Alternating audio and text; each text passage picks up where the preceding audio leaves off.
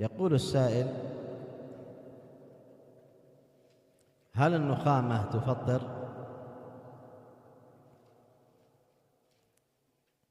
بالنسبة للبساق أو الريق،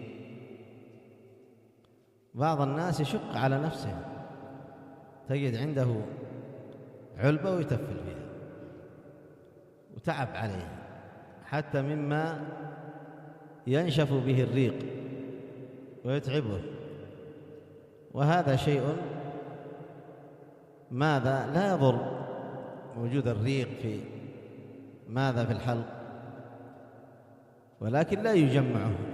إذا جمعه ومل فمه هنا فيه حرج، أما شيء عادي فلا. بالنسبة للخامة أيضا، ماذا حصل له من ابتلاعها؟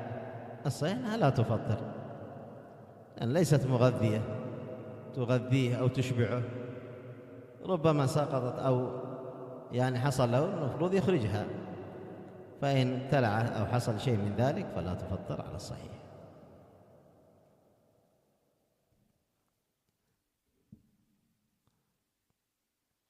وأما ما كان من الغذاء وحكم الغذاء كالمغذية، إبرة المغذية، أن قد يجلس الشخص أيام عليها، الصحيح لا تفطر، المغذية تفطر، وأما الإبر العضل ونحو ذلك لا، ما تفطر.